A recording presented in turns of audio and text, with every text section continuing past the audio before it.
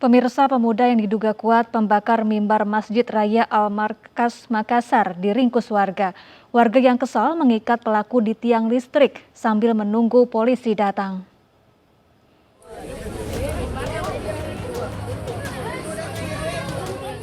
Tim gabungan kepolisian menangkap pelaku pembakaran mimbar Masjid Raya Makassar.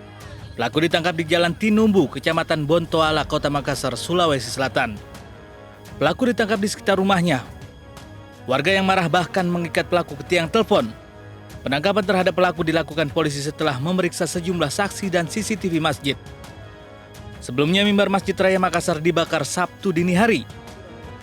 Menurut pengurus masjid, selain membakar mimbar, pelaku juga membakar Al-Quran, kain, dan jubah imam masjid, serta beberapa sajadah. Sebelum pelaku membakar mimbar Masjid Raya, pelaku sempat terekam menutup CCTV dengan sajadah.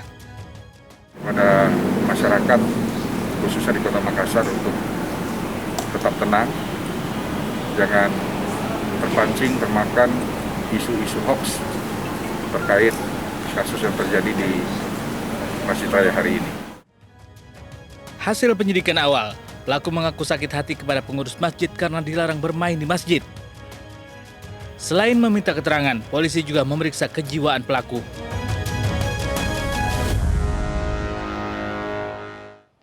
Seorang pemuda di Tasikmalaya, Jawa Barat mengamuk hingga membakar rumah orang tuanya beserta kandang kambing dan musola.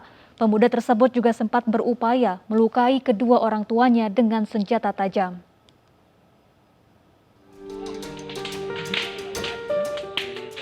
Inilah video amatir yang direkam warga saat sebuah rumah di Desa Pasir Panjang, Tasikmalaya, Jawa Barat, ludes dilalap si jago merah. Beruntung seluruh penghuni rumah berhasil menyelamatkan diri. Rumah dibakar seorang pemuda yang merupakan anak pemilik rumah. Pelaku mengamuk setelah bertengkar dengan orang tuanya. Tidak hanya membakar rumah, pelaku juga membakar kandang kambing dan musola. Polisi kemudian menangkap pelaku yang diduga mengalami gangguan jiwa. Dugaan awal bahwa pelaku mengalami gangguan jiwa. Ada dua medis gangguan jiwa. Kita masih melakukan penyelidikan lebih lanjut terkait pembakaran rumah tersebut. Saat ditangkap, pelaku membawa senjata tajam yang digunakan untuk merusak rumah dan mencoba melukai orang tuanya. Kini pelaku ditahan untuk diperiksa lebih lanjut.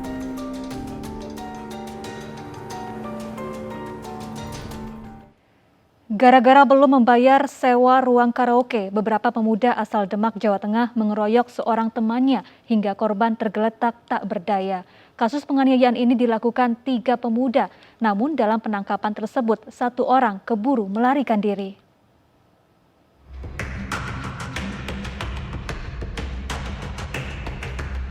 Polisi menangkap 2 pemuda diduga pelaku penganiayaan terhadap temannya di Ponco Harjo, Bonang, Demak, Jawa Tengah.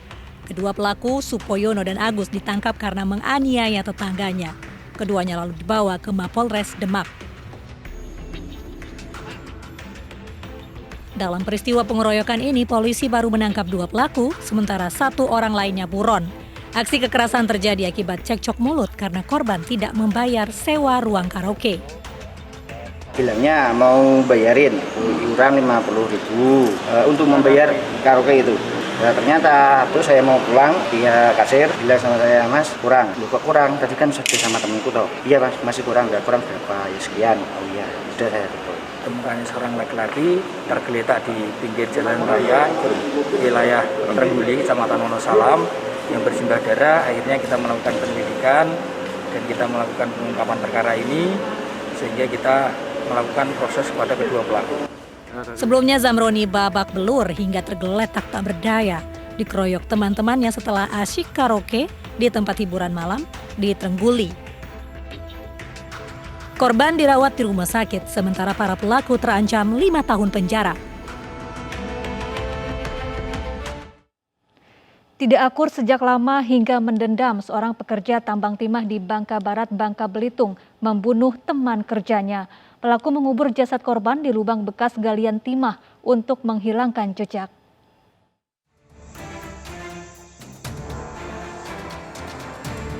Aparat Polsek Tempilang, Bangka Barat, Bangka Belitung mengevakuasi jasad pria pekerja tambang yang ditemukan tewas terkubur di lubang bekas galian tambang timah. Di jasad korban ditemukan luka bekas senjata tajam. Lokasi penemuan jasad korban pembunuhan ini jauh dari keramaian dan terletak di tengah hutan lokasi tambang timah. Sebelumnya korban dilaporkan menghilang selama sepekan oleh istrinya. Dan dari hasil penyelidikan, polisi menangkap Sunardi alias Boyon di rumah kakaknya Desa Air Lintang, Tempilang, Bangka Barat. Di hadapan polisi, pelaku mengaku membunuh lantaran sejak berteman dengan korban dirinya tidak pernah akur hingga akhirnya mendendam. Pembunuhan ini bermula saat korban dan pelaku bertemu di pondok tempat peristirahatan pekerja tambang. Keduanya lalu berselisih paham yang berujung perkelahian. Pelaku yang membawa senjata tajam lalu menganiaya korban hingga tewas di lokasi kejadian. Bingung melihat jasad korban, pelaku lalu mengubur jasad menggunakan pasir di lubang bekas galian timah untuk menghilangkan jejak.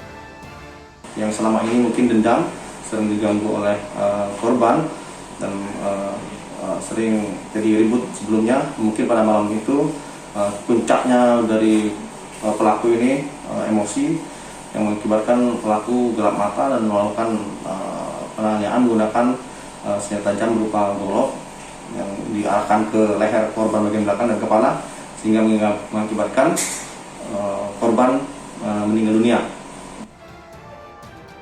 Atas perbuatannya, pelaku kini mendekam sel tahanan Polsek Tempilang. Dirinya dijerat pasal berlapis dengan ancaman hukuman maksimal 15 tahun penjara. Satu keluarga di Bekasi, Jawa Barat dianiaya 6 pria, di mana seorang diantaranya merupakan teman dekat korban. Peristiwa penganiayaan yang terjadi di dalam rumah itu terkait utang 900 juta rupiah. Para pelaku tertangkap sesaat setelah menganiaya korban dan keluarganya.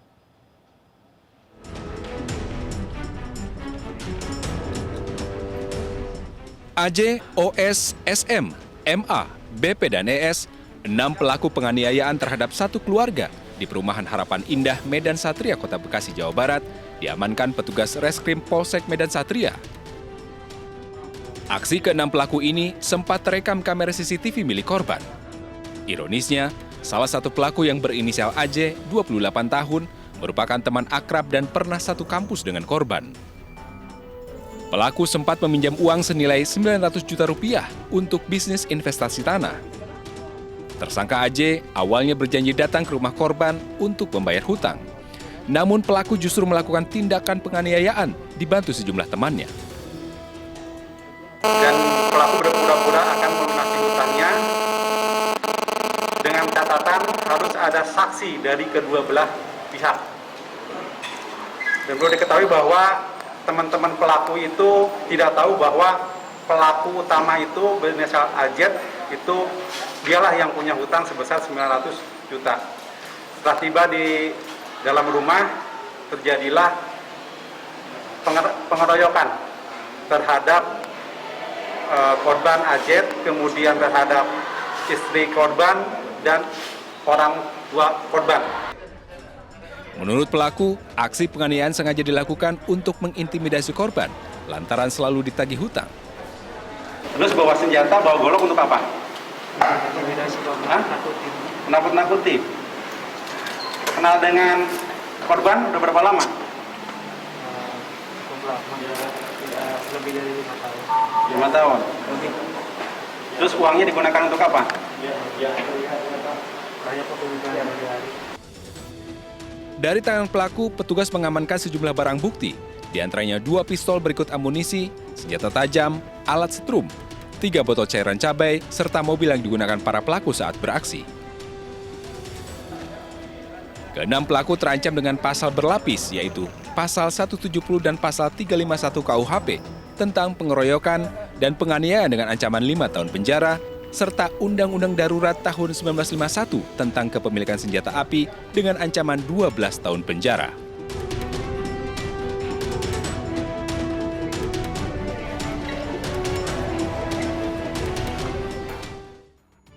Akibat uang arisan tak kunjung cair, emak-emak peserta arisan terlibat baku hantam. Selengkapnya sesaat lagi, tetaplah bersama Realita.